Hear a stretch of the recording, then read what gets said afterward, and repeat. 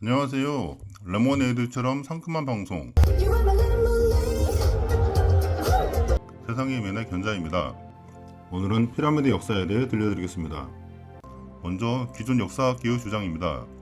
기존 역사학계는 피라미드를 왕의 무덤으로 봅니다.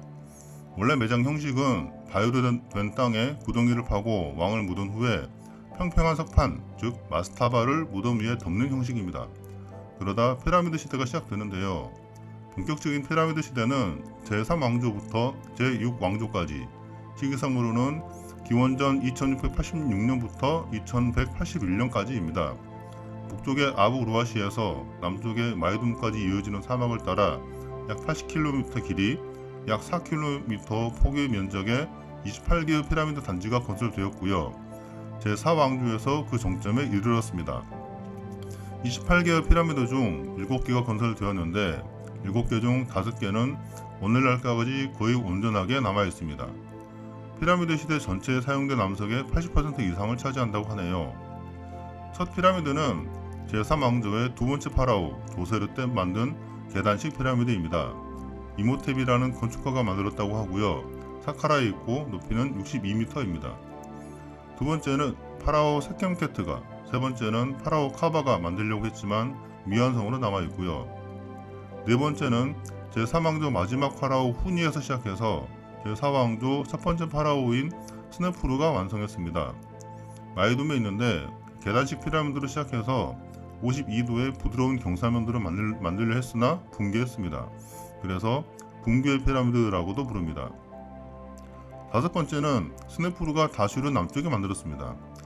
외벽의 경사를 처음 52도로 시작했지만 도중에 43도로 변경해서 완성했기 때문에 굴절 피라미드라고도 합니다. 여섯 번째는 스네푸르가 다슈르 북쪽에 만들었습니다. 처음부터 외벽의 경사를 44도 이하로 해서 완성했고요. 붉은 피라미드라고 부르기도 합니다. 기자 피라미드 전 가장 높은 완성도를 보여주는 피라미드입니다. 이제 기자 피라미드입니다. 대피라미드는 스네푸르의 아들인 쿠푸가 만들었다고 합니다. 쿠푸의 제휴 기간은 기원전 2589년부터 2566년까지 23년입니다.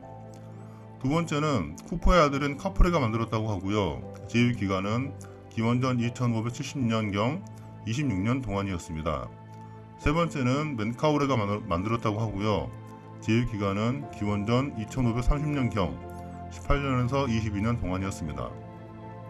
그런데 제4왕조 이후 피라미드 건설에 대한 의지가 상실되고 결과적으로 피라미드 건설이 쇠퇴합니다.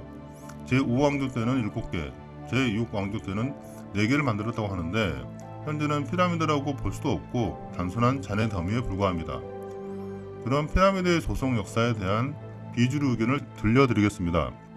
순차적으로 짓기 시작해서 쿠푸 왕 때 기자의 피라미드를 만든 것이 아니라 기자의 피라미드군은 이미 있었고 그걸 모델로 삼아 도세르 때부터 피라미드를 짓기 시작했다는 것입니다.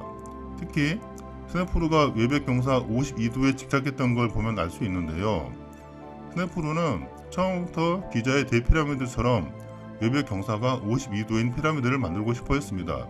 그래서 마이둠, 다슈르 남쪽의 굴절 피라미드까지 계속 시도했지만 결국 기술력의 한계로 실패하고 다슈르 북쪽의 붉은 피라미드는 처음부터 외벽 경사 44도로 해서 완성합니다.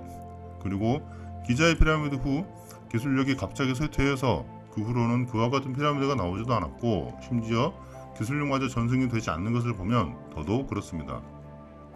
그리고 피라미드가 왕들의 무덤이라고 하는 기존 이집트 학자들의 주장에 대한 반론입니다. 피라미드가 왕들의 무덤이라고 할 수 있는 근거가 전혀 없습니다. 어떤 피라미드에서도 왕들의 미이라, 유골, 유물 혹은 상형문자 기록 등 무덤이라고 할 수 있는 어떠한 증거도 나온 적이 없습니다.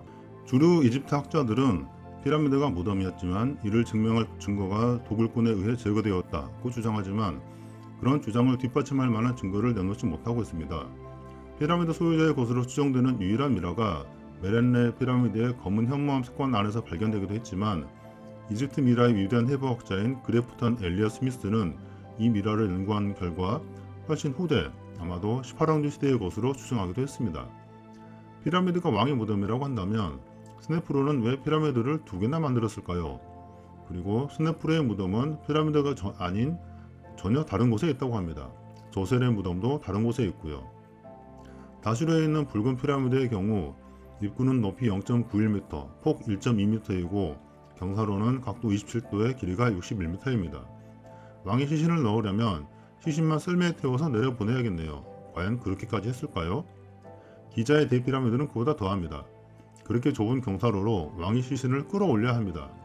그리고 밖에서 보면 입구가 전혀 없어서 그동안 아무도 내부로 들어가지 못했다가 서기 820년 칼리프 알 마문이 기술자들을 동원해서 처음으로 내부 진입에 성공합니다.